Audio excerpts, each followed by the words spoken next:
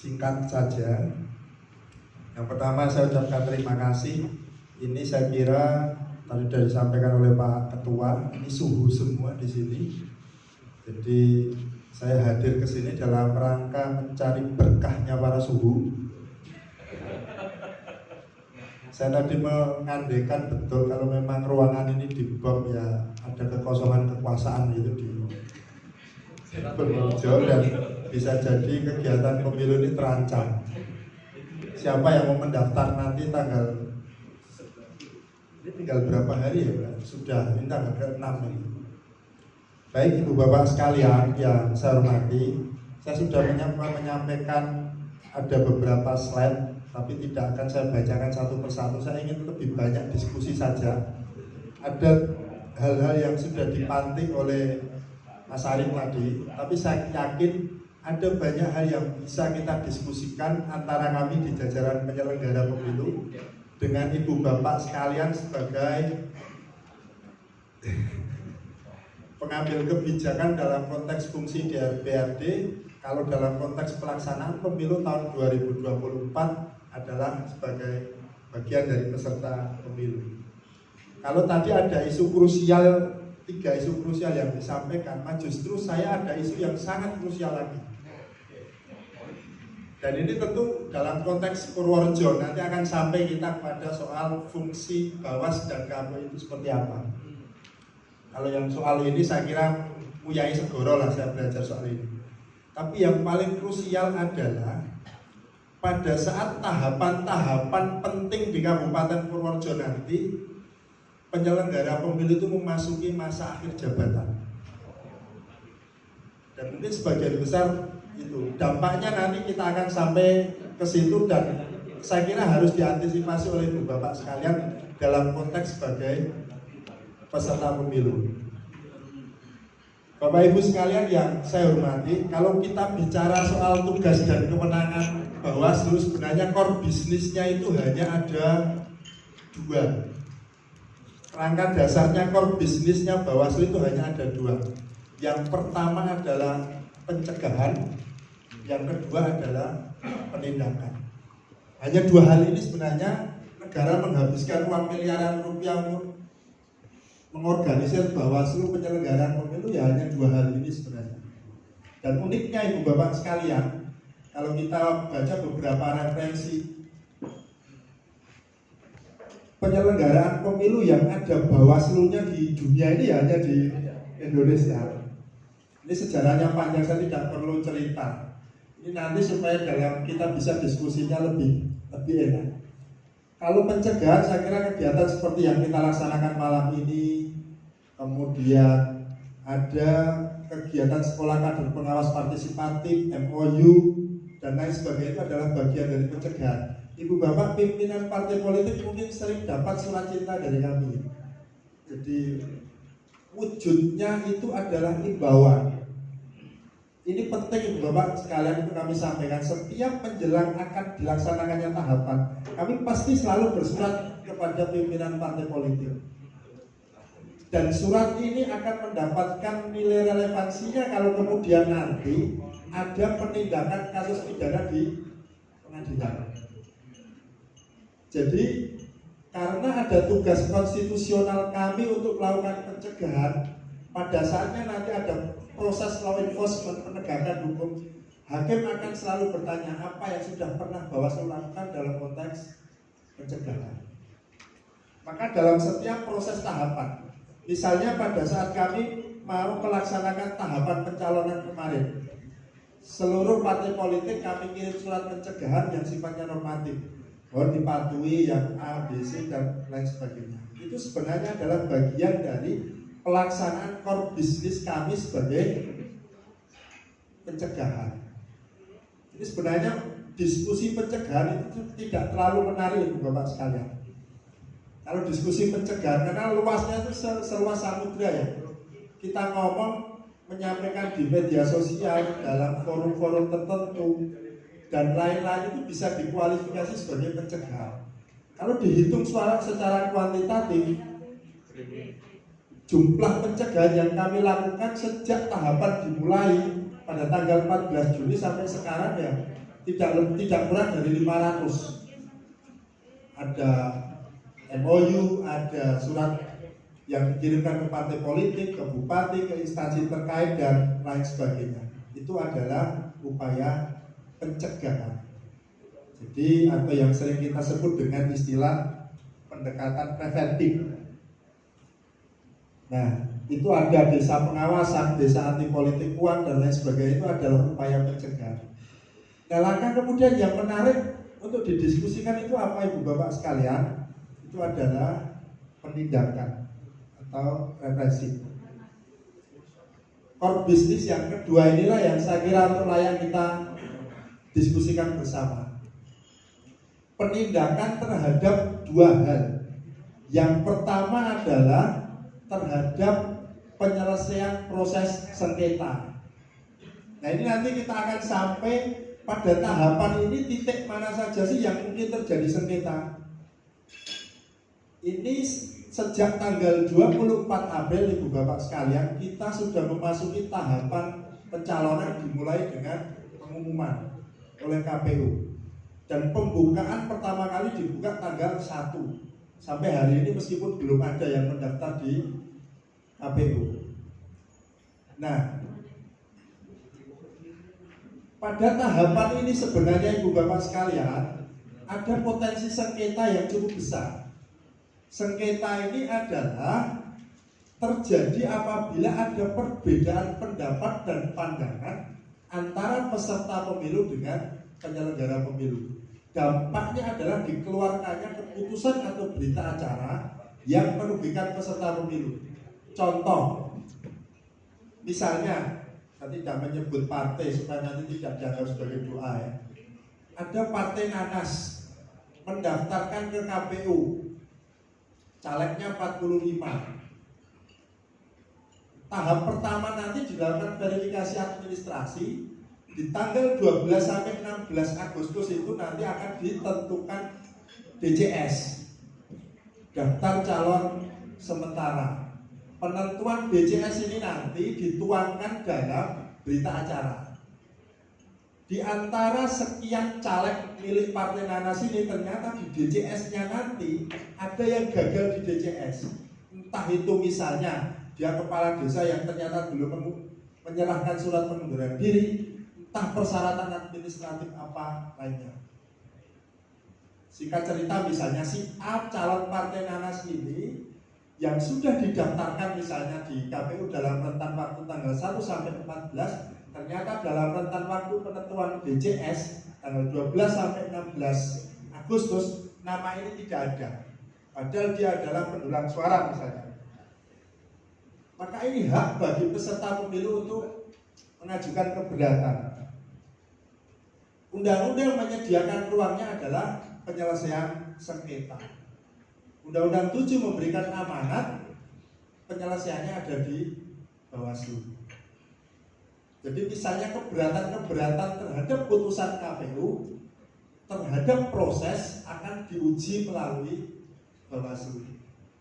Katakan misalnya KPU Purworejo akan menetapkan DCS itu di tanggal 15 Agustus misalnya. Padahal tanggal 15 Agustus itu Bawaslu Kabupaten Purworejo jabatannya berakhir.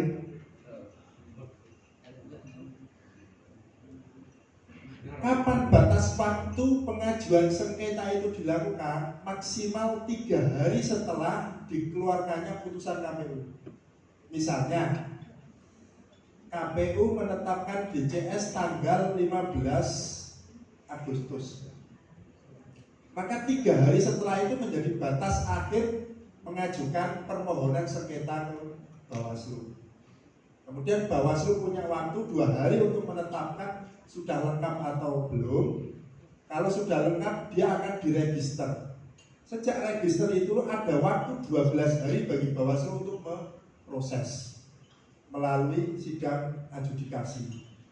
Nah, prosesnya di Bawaslu ini Ibu Bapak sekalian, karena ini adalah hukum administratif, sebenarnya tidak berbeda dengan beracara di PT UN maupun di Mahkamah Konstitusi. Jadi ada permohonan, ada petitum, ada kemudian pembuktian, dan sebagainya sampai kemudian akhirnya keluar putusan. Ini yang tadi saya sebut isu krusialnya pada saat tahapan DCS ditetapkan, yang kemudian kalau kita baca potensi sengketa sudah ada di situ, tapi bersamaan dengan itu juga masa tugas Bawaslu Kabupaten Kota di Indonesia itu habis semuanya di tanggal 15 Agustus. Jadi nanti bergantung DCS ini nanti ditetapkan di tanggal berapa, tapi PKPU 3 tahun 2022 tentang tahapan program dan jadwal, range waktu penetapan DCS ini nanti antara tanggal 12 sampai tanggal 16 Agustus. Kemudian setelah itu Ibu Bapak sekalian, potensi berikutnya, sengketa berikutnya adalah terjadi pada saat penetapan DCT. Sesuai dengan PKPU 3 tahun 2022, DCT itu ditetapkan tanggal 25 November. Jadi yang menetapkan DCT itu nanti, maka setelah saat DCT ditetapkan, misalnya ada partai tertentu yang calonnya gagal ditetapkan DCT, jangan khawatir, ada ruang untuk menguji keputusan KPU melalui Bawaslu. Putusan sengketanya Bawaslu itu Ibu Bapak sekalian, kalau mengabulkan permohonan pemohon itu sifatnya final dan inkrah. Kalau misalnya partai yang memohon dan itu dikabulkan, entah itu dikabulkan sebagian atau seluruhnya, sifatnya final dan mengikat. Tapi kalau menguatkan putusannya KPU, misalnya tadi partai Nanas itu tadi sengketa akibat calonnya dicoret dari DCS, terus kemudian putusannya Bawaslu menguatkan putusannya KPU, partai punya upaya hukum lagi untuk mengajukan ke PT UN. Jadi kalau putusannya menguatkan KPU, ada upaya hukum ke PT UN, tapi kalau mengabulkan permohonan pemohon sifatnya final inkrah. Tidak ada pilihan bagi KPU untuk tidak melaksanakan putusan tersebut, dan itu dibatasi limitasi waktu 3 hari. Nah, titik-titik krusial antisipasi sengketa Ibu Bapak sekalian itu tentu pada persyaratan-persyaratan administratif yang harus dipenuhi oleh bakal calon legislatif. Entah itu misalnya soal pengunduran diri dan seterusnya. Ini yang saya kira penting untuk menjadi catatan kita bersama. Ibu Bapak sekalian yang saya hormati, karena di DCS tadi sudah ada potensi sengketa, kemudian berikutnya, jadi KPU itu nanti putusannya selain di DCS akan diuji, pada tahap di DCT juga akan diuji. Bersyukur kalau kemudian tidak ada keberatan dari peserta pemilu, partai politik peserta pemilu. Kalau kemudian ada keberatan dari partai politik peserta pemilu, yaitu tadi saya sampaikan, mekanismenya adalah diuji melalui permohonan penyelesaian sengketa di Bawaslu. Itu yang saya kira untuk krusial kaitannya dengan sengketa. Karena memang sengketa ini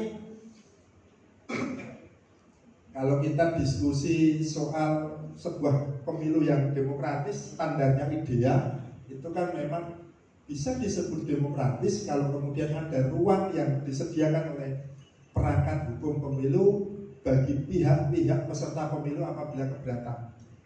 Jadi saya kira putusan KPU belum final, akan di semua tahapan akan selalu diuji, bisa diuji melalui mekanisme yang disediakan oleh undang-undang. Kemudian berikutnya Ibu Bapak sekalian, selain soal kita cerita soal sengketa pemilu, yang kemudian berikutnya yang kedua, balik lagi, soal pelanggaran. Nah, ini supaya kita semua yang didiskusi di ruangan ini tidak paranoid mendengar pelanggaran. Ini core bisnis kita. Yang kedua soal penindakan tadi sengketa, yang kedua adalah pelanggaran. Di antara berbagai jenis pelanggaran ini Bapak sekalian harus saya sampaikan, yang berdampak terhadap diskualifikasi calon itu hanya ada dua. Yang satu pelanggaran pidana pemilu secara otomatis, yang kedua adalah pelanggaran administrasi TSM. Administrasi TSM itu adalah politik uang yang melibatkan struktur pemerintahan terjadi di 50% wilayah daerah pemilihan. Unsurnya kumulatif, tidak alternatif. Silakan itu disikapi. Jadi hanya ada dua sebenarnya yang berdampak terhadap diskualifikasi calon kalau kita baca di Undang-Undang 7. Yang pertama hanya pelanggaran terhadap tindak pidana pemilu. Yang tadi mungkin sudah disinggung sedikit oleh Pak Ketua, ada presiden di tahun 2019. Yang kedua adalah pelanggaran administrasi TSM. Apa itu administrasi TSM Ibu Bapak sekalian? Administrasi TSM itu adalah politik uang yang melibatkan struktur ini ya, struktur birokrasi, termasuk struktur penyelenggara pemilu. Politik uang melibatkan struktur, kemudian terjadi di 50% wilayah pemilihan. Kalau DPRD-nya provinsi, berarti dapilnya ya separuh wilayah itu. Itu administrasi TSM. Prosesnya administrasi TSM Ibu Bapak sekalian yang memproses nanti Bawaslu provinsi. Saya ingin menjelaskan satu persatu. Soal yang pertama pelanggaran administrasi. Ini kenapa saya tadi sampaikan kita tidak usah paranoid terhadap mendengar istilah pelanggaran. Pelanggaran administrasi itu adalah pelanggaran terhadap tata cara, mekanisme, dan prosedur tahapan. Misalnya, orang tahapan DPT, orang yang semestinya sudah 17 tahun punya hak pilih tapi tidak didata oleh KPU, pelanggaran betul? Pelanggaran. Penyelesaiannya gimana? Ya didata, dikembalikan kepada tata cara, mekanisme, dan prosedur. Misalnya lagi tahapan pencalonan, pelanggaran administrasi sebagai contoh misalnya, ada dokumennya calon yang tidak diserahkan pada rentang waktu tanggal yang belum diserahkan rentang waktu 1 sampai 14 Mei. Misalnya Partai Nanas daftar di tanggal 7 atau 8. Ternyata di antara 45 itu ada yang belum diserahkan. Berarti kan mekanisme penyelesaiannya ya meminta kepada Partai Nanas untuk melengkapi dokumennya calon tersebut, meminta kepada KPU agar mengingatkan Partai Nanas. Mekanisme penyelesaian pelanggaran administrasi ya seperti itu. Apapun mekanisme dan tata cara, prosedur, semua tahapan itu yang kita kawal. Mestinya bagaimana ya dikembalikan ke situ. Itu kalau pelanggaran administrasi. Jadi penyelesaiannya diselesaikan oleh KPU. Sanksi paling berat dari pelanggaran administrasi adalah peringatan tertulis atau tidak diikutkan pada tahapan berikutnya. Misalnya kampanye besok kalau sudah dijadwal, ada kampanye rapat umum, pada saatnya nanti akan dijadwal. Ada pelanggaran administrasi. Contoh, ketentuan soal kampanye itu tidak boleh melakukan konvoy misalnya. Ini kalau kita baca dalam Undang-Undang 7 tidak masuk dalam ketentuan pidana konvoy. Tapi ada sebuah partai yang melakukan itu. Hasil kajiannya bagaimana? Bisa jadi nanti rekomendasinya Bawaslu agar pada kampanye jadwal yang berikutnya tidak diikutkan. Kalau misalnya sudah terjadwal, kamu dipendek sebagai sanksi dari pelanggaran administrasi yang sebelumnya kamu lakukan. Itu berdasarkan kajian nanti.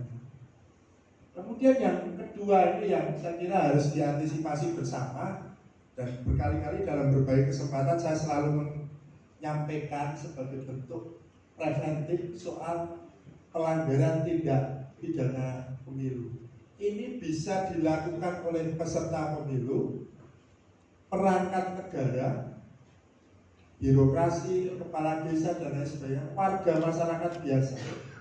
Di Undang-Undang 7, Ibu Bapak sekalian, dari 570 sekian pasal itu ada 71 pasal pidana pemilu.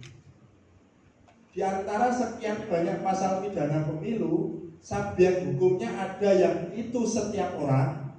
Kalau setiap orang secara otomatis tidak hanya berlaku kepada peserta pemilu.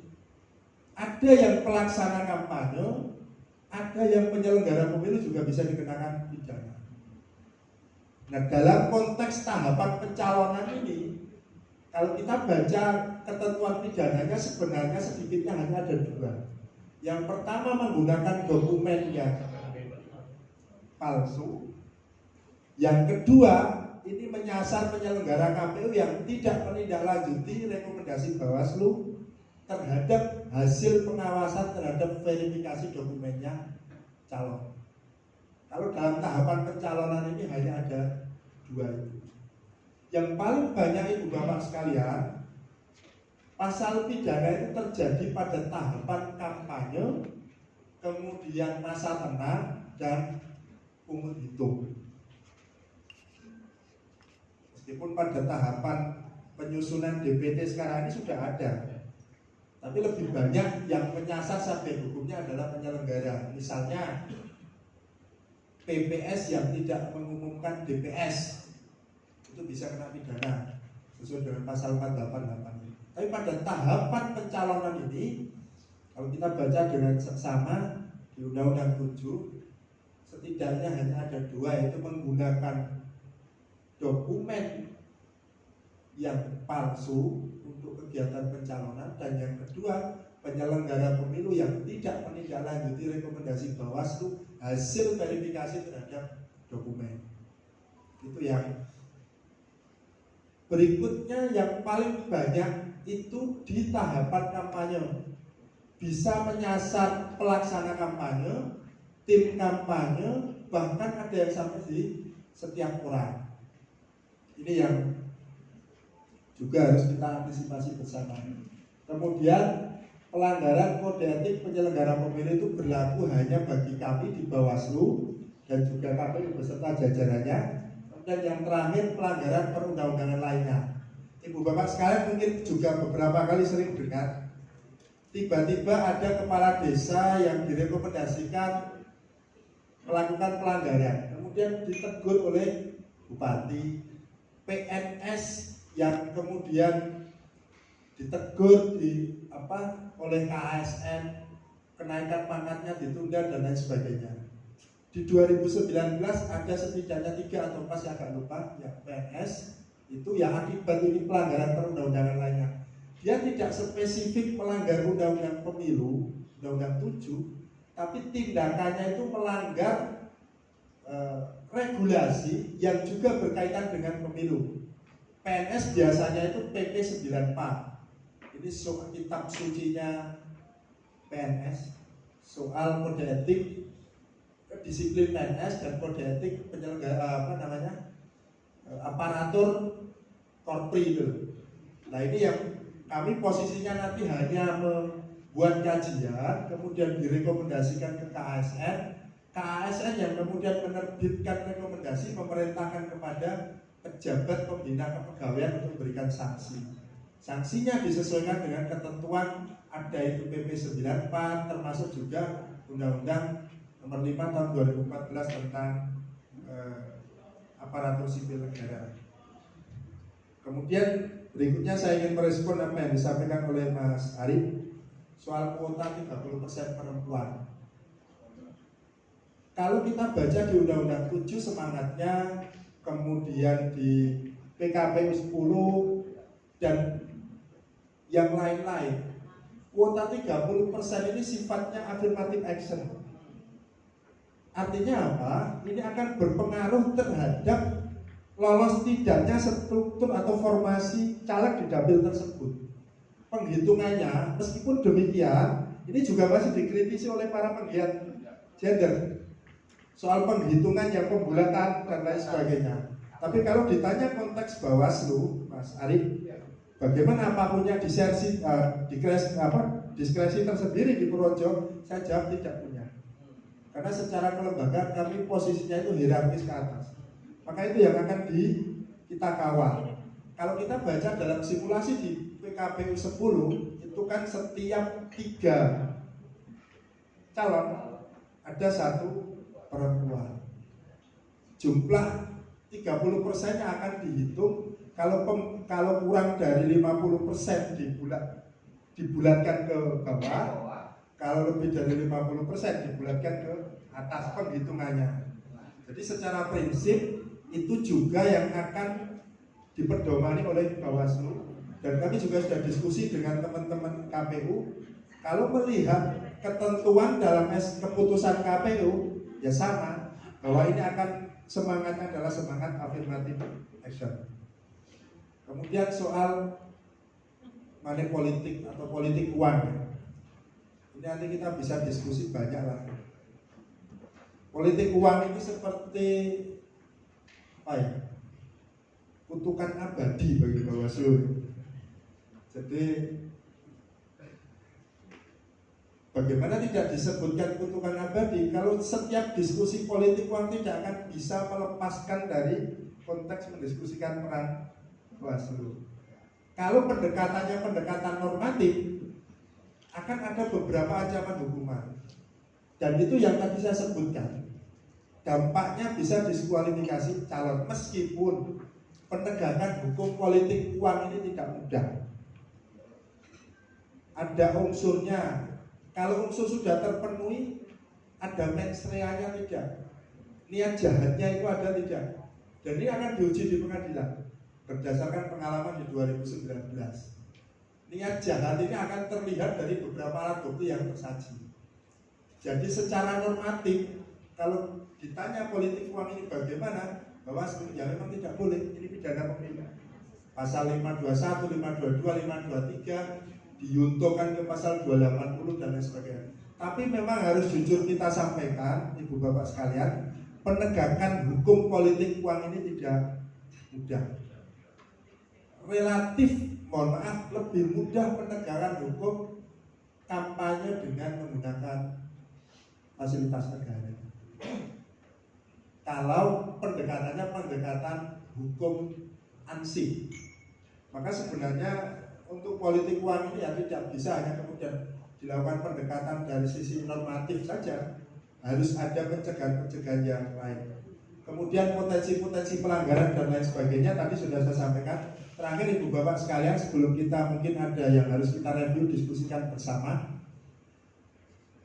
isu krusial yang sangat penting yang juga harus kita antisipasi untuk konteks Purworejo itu tadi, posisi pada saat peserta pemilu mendapatkan putusan dari KPU berkaitan dengan DCS, yang itu nanti harus ditindaklanjuti apabila ada keberatan dengan sengketa, ini bersamaan dengan akhir masa jabatannya Bawaslu. Kemudian setelah DCT ditetapkan tanggal 25 November sesuai dengan ketentuan. 3 hari setelah itu kan dimulai masa kampanye.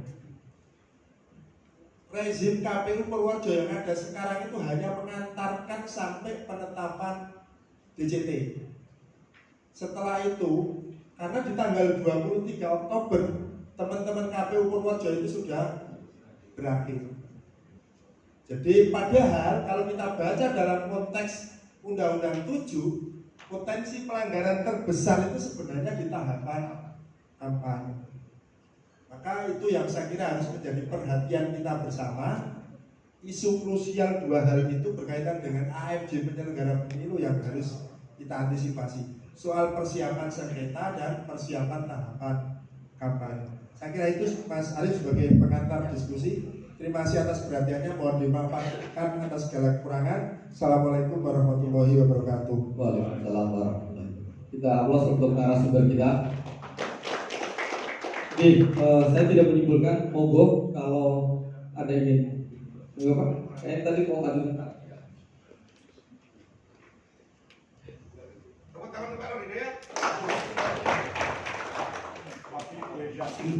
Assalamualaikum warahmatullahi wabarakatuh. Waalaikumsalam. Pak Kolek yang saya hormati dan teman-teman semuanya. Saya mau tanya kaitan dengan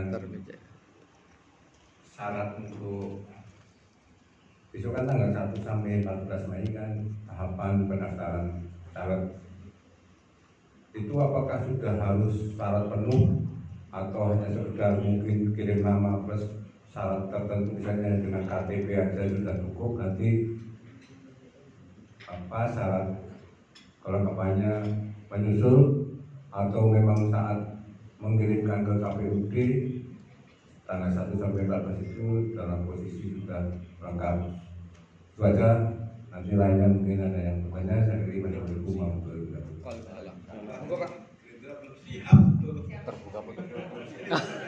Oh, siap, Mas.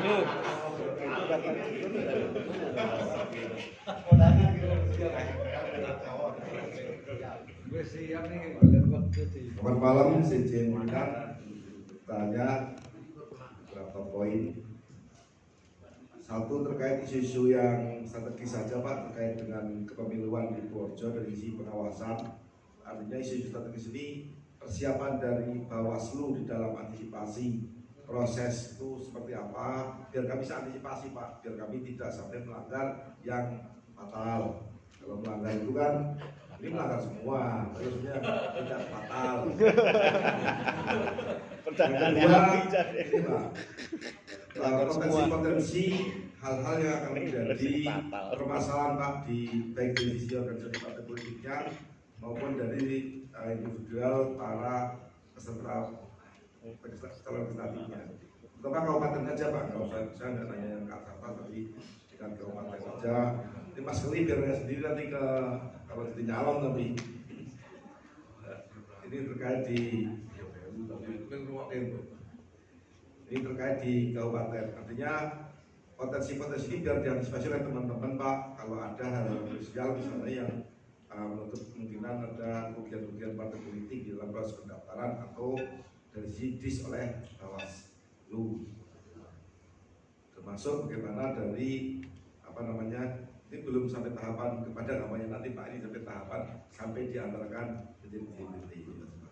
Yang ketiga Pak, kaitannya dengan kerjasama dengan para penyelenggara pemilu lainnya seperti KPUD ini sebagai penyelenggara pemilu, apa-apa yang memungkinkan untuk menjadi potensi bukan konflik tapi hal-hal yang menjadi masalah, misalnya DPT dan sebagainya yang ada di Purworejo saat ini Pak, sehingga paling tidak dari sisi kami bukan masalah pemilu, kami sebagai anggota DPRD ini bisa mensupport Pak. Tapi bukan masalah anggaran Pak ya, kalau anggaran jangan dilakukan kurang ini dan sebagainya nanti gampang itu sama Mas Dul, Mas Dio, lain beres. Ini artinya yang dari sisi KPU yang perlu apa? Terima kasih dulu Pak. Yang bisa kami sampaikan, kalau tanyakan mungkin bisa kami yang lain. Terima kasih Pak Nur. Monggo, masih lagi? Satu lagi? Nanti belakangan. Oke, belakangan. Dua dulu Pak. Khalid, monggo Pak. Ya, terima kasih. Pertama dari Pak Hidayat. Tanggal 1 sampai 14 Mei itu nanti yang diterima KPU itu sebenarnya yang dibawa oleh partai politik itu hanya kalau tidak lebih dari 3 lembar. Karena seluruhnya itu harus diupload melalui Silon.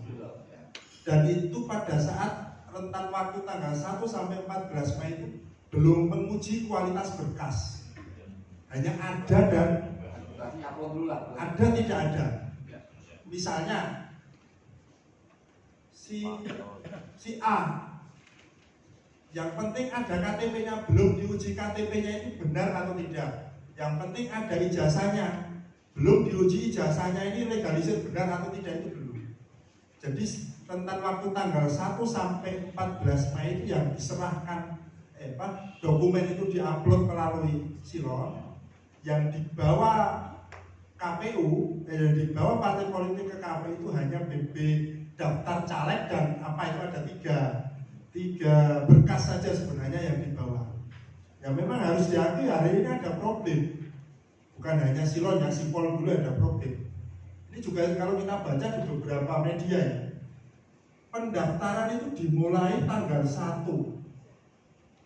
Instrumennya menggunakan silon. Tapi di tingkat pusat beberapa partai politik di tingkat pusat itu tanggal 1 itu belum bisa diakses. Ini kan problem. Ini yang saya maksud tadi, pada saatnya nanti ada persoalan di kemudian hari akan terjadi sengketa dalam akibat mundur sistem. Kalau kita baca berdasarkan pengalaman yang kemarin ya Bapak sekalian, pada saat pendaftaran partai politik muncul kasus Prima, muncul kasus Partai Umat dan lain sebagainya, itu kan sebenarnya berawal dari problem sipol. Semangatnya sebenarnya bagus, jadi paperless ya, jadi tidak tumpuan berkas yang sedemikian banyak yang dibawa itu. Tapi apakah sudah support atau belum? Nah ini memang problem. Bawaslu dalam konteks kelembagaan sebenarnya di tingkat RI sudah berkali-kali menyampaikan jangan melulu hanya menggunakan bantuan teknologi informasi, karena pengalamannya nyatanya seperti itu. Ya termasuk apakah di Purworejo ini juga berpotensi tidak? Ya bisa jadi. Misalnya partai politik ini tidak dongake Pak Nur. Dokumennya Pak Nur itu sebenarnya misalnya katakan ijazahnya sudah di-upload. Tiba-tiba pada saat dicek oleh KPU untuk verifikasi tidak ada. Mungkin nggak itu terjadi. Alat ukurnya kita apa? Untuk kami yang di Bawaslu itu oleh KPU hanya diberikan akun Viper delok tok itu. Makanya yang kita pastikan kepada ibu bapak sekalian ya, kalau saya tidak tahu persis mekanisme dari masing-masing partai itu berbeda pada saat proses dokumen itu tadi upload. Tapi itu Pak Nur, bahwa yang tanggal 1 sampai tanggal 14 itu ada dulu, belum sampai menguji kualitas dokumen, belum sah atau tidak sah, tapi tidak ada dulu, checklistnya baru itu. Ada, nanti di checklist ada dan sebagainya. Ini menuju nanti di tanggal rentang 12 sampai 16 itu untuk ditetapkan sebagai DCS, daftar calon sementara, nanti ada mekanisme tanggapan dan lain-lain. Kemudian Pak Luhur, ini yang dari yang sederhana dulu soal apa yang bisa dilakukan DPRD. Ini ibu bapak sekalian, sebenarnya ini juga jadi kegelisahan, dan kalau ini menjadi semacam political will yang didorong oleh DPRD, saya kira sangat bagus. Problem penyusunan daftar pemilih terjadi secara nasional di mana-mana, itu adalah hidupnya kembali mayat-mayat pemilih, dan itu jumlahnya sangat banyak. Misalnya di pemilu pilkada tahun 2020 kemarin itu sudah ada misalnya katakan 10.000 orang meninggal dunia, sudah dieksekusi, sudah di TMS-kan pada saat proses pencocokan dan penelitian. Tapi di DP4 untuk pemilu 2024 muncul lagi. Bahkan orang yang sudah meninggal dunia 2008, 2010 dan seterusnya ini selalu terus muncul. Problemnya apa ibu bapak sekalian? Problemnya karena sistem kependudukan kita itu kan stelsel aktif ya. Capil tidak akan berani menghilangkan nama itu dari DP4 sepanjang belum ada akta kematian. Nah ini saya kira yang kemudian perlu political will, dorongan dari pemerintah daerah, khususnya DPRD, agar pemerintah desa itu mau mengisi, karena itu harus ada permohonan, namanya formulir F201 di Capil itu. Tanpa itu, hari ini sudah kita mutakhirkan DPT ada 620.000. Di pilkada 2024 nanti orang yang sudah meninggal dunia ya pasti balik lagi, dan itu akan terus berulang terus menerus. Dia akan hilang dari DP4 kalau ada akta kematian. Padahal DP4 ini kan mutlak harus ada. Nah itu yang bisa hanya sebenarnya Dan itu secara online sudah disiapkan oleh Capil, ada form online-nya. Nah, mohon kepada Bapak Ibu sekalian, kalau ada proses reses dan lain sebagainya sudah disampaikan kepada desa. Ini yang riskan nantinya, karena daftar pemilih yang dimutakhirkan oleh KPU itu kan hasil sinkronisasi DP4, daftar potensial penduduk pemilih yang disinkronkan dengan DPT yang terakhir. Nah, orang yang sudah meninggal berkali-kali itu ya akan kembali muncul. Biasanya orang desa itu kan akan ngurus akta itu kalau kemudian mau duman waris. Tanpa itu biasanya tidak diurus. Padahal kalau ada permohonan dari pemerintah desa, entah itu dari tahun apa yang ditunjuk, secara online itu bisa sebenarnya. Tidak butuh waktu yang lama, Capil bisa langsung merespon kemudian diterbitkan. Dasar akta kematian itulah dia akan dicoret dari daftar administrasi kependudukan sehingga di DP4 pada pemilu berikutnya bisa hilang. Nah, ini jumlahnya kan sangat banyak yang selalu berulang. Teman-teman Pantales yang bingung ini sudah dihilangkan pada pilkada kemarin kok muncul lagi. Kira-kira begitu Pak Hormon, bisa didorong. Kemudian persiapan Bawaslu seperti apa? Ya, yang kami lakukan itu tadi Pak Luhut, core bisnis kami itu pencegahan dan penindakan. Prioritas utama yang kami lakukan adalah kegiatan preventif. Ada desa pengawasan, sekolahan dan pengawas partisipatif dan seterusnya. Itu yang kami sampaikan. Kalau hal krusial ya tadi tahapan yang sangat krusial ini berhimpitan dengan akhir masa jabatan penyelenggara pemilu yang juga harus diantisipasi. Ini juga nanti berkaitan dengan persiapan pilkada yang akhir tahun ini tahapannya juga sudah mulai jalan.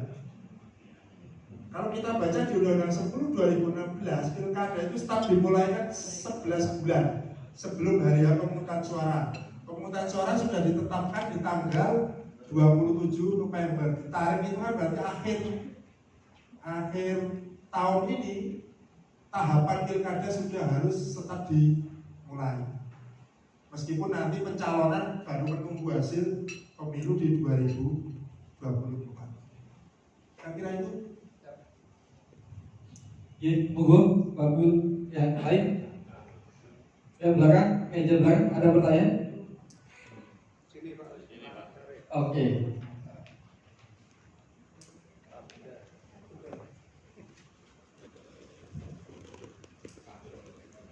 Baik, terima kasih pimpinan DPRD yang saya hormati dan teman-teman serta narasumber. Benar tadi yang disampaikan narasumber, kami sering dapat cinta, tapi tuduh. Waktu baca final saya kan baru satu, setelah dua belum dapat lagi. Baru satu itu dapat ribuan, nggak boleh. Setelah lebih dari satu nggak ada ribuan lagi.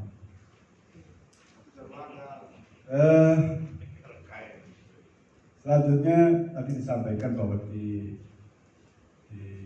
Purworejo lah khususnya, atau mungkin juga serempak di seluruh Indonesia tentang adanya persoalan sosial ketika masa-masa setelah terjadi pergantian, kira-kira pergantian penyelenggara pemilu baik itu Bawaslu maupun KPU atau KPUD. Satu sisi itu bisa menjadi berkah, satu sisi bisa menjadi musibah. Berkah itu manakala penyelenggara yang baru ini mungkin meskipun baru tapi orang yang tidak berkecimpung terlalu baru sehingga adaptasinya bisa lebih cepat dan menguasai persoalan-persoalan. Atau yang kedua, sama-sama penyelenggaranya baru semua, tidak paham semua, itu juga bisa menjadi berkah. Sama-sama tidak paham, tapi ketika sama-sama tidak paham juga bisa menjadi musibah ketika kemudian katakanlah KPU-nya buat putusan ngawur, nanti Bawaslu-nya juga putusannya ngawur, ini kan nanti pesertanya juga bisa menjadi Nah, yang kedua, yang selanjutnya saya ingin menanggapi tadi soal money politik, yang salah satunya unsur yang mesti harus terpenuhi adalah TSM. Salah satu indikator TSM itu apa? Salah satu indikator TSM adalah ketika perlakuan tersebut tersebar minimal di separuh wilayah, atau mungkin kalau kaitannya dengan DPRD adalah daerah pemilihan barangkali. Nah, untuk menemukan separuh atau setengah dari daerah pemilihan yang dihitung berdasarkan apa? Berdasarkan apakah jumlah kecamatannya, jumlah desanya, atau jumlah yang lain. Jadi separuh wilayah ini agak debatable barangkali kalau kemudian tidak disampaikan dari awal, dan itu juga menjadi pemahaman kita secara besar-besar. Lalu berikutnya, ketika pemilu legislatif, oke lah bahwa peserta pemilu adalah partai politik, tapi kemudian di dalamnya ini kan nanti akan ada calon-calon anggota legislatif yang tidak bisa terpisahkan dengan peserta pemilu. Pertanyaannya, ketika seseorang itu sudah masuk di dalam DJS, belum DJT ya, ini masih DJS, apakah ini juga sudah termasuk menjadi bagian peserta itu sendiri yang kemudian bisa menjadi objek ketika terjadi pelanggaran-pelanggaran baik administrasi maupun mungkin lebih pada pidana pemilu. Kemudian yang terakhir tadi kaitannya dengan daftar pemilih yang selalu bermasalah dari waktu ke waktu, apalagi ada yang sudah meninggal ternyata masuk lagi karena beberapa hal tadi tidak dilakukan, semua masih ada di DP4. Barangkali justru disitulah memang ada ruang bermain antara oknum politisi hitam dan oknum penyelenggara hitam, kira-kira begitu. Di situ ruangnya, jadi jual belinya kan bisa di situ. Ketika sama-sama sepakat, harganya cocok kira-kira. Itu aja.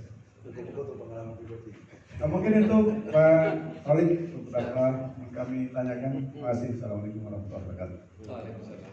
Enggak, mungkin Pak Ketua? Terima kasih. Mungkin menambahkan aja dari apa yang disampaikan Pak Abdullah terkait dengan terstruktur masif dan sistematis untuk money politik. Ini kan saya kira agak cukup sulit betul yang disampaikan oleh Pak Khalid tadi, pembuktiannya sulit. Dan begini Pak, berkaca dari pengalaman pemilu sebelumnya di Kabupaten Purworejo, saya kira kan kemudian ini yang mohon maaf untuk beberapa teman-teman yang ada di sini karena ini juga sahabat kita semua.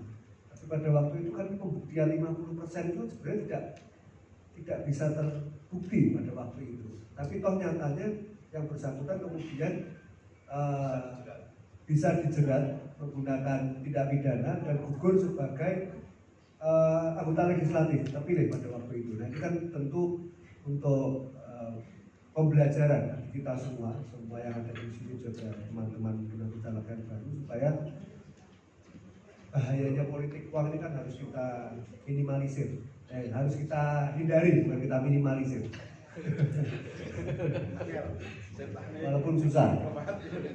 Tapi mungkin ini dari studi kasus tersebut bisa menjadi pembelajaran bagi kita. Jadi kemudian kenapa pada waktu itu bisa diputuskan dan menggugurkan? Padahal dari segi terstruktur masif dan sistematis ini dibuktikan 50% dari wilayah dapil itu kan sangat susah. Pembuktiannya akan sangat susah di situ, tapi ternyata bisa menggugurkan. Nah ini pertanyaan kami dari studi kasus ini seperti apa? Kira-kira kenapa kemudian itu bisa terjadi? Mungkin saya kira itu, dan saya kira kalau money politik itu tidak hanya kutukan Bawaslu Pak Kolek, itu kutukan teman-teman yang ada di sini juga ini. Kalau bisa pengennya semuanya jadi nggak pakai money politik. Kalau susah, tapi itu agaknya kayaknya susah, kecuali besok sistem pemilihannya tertutup. Muncul nih tertutup. Oke, moga matur nuwun Pak Kolek, kita kembalikan. Moga Pak Khalid. Terima kasih.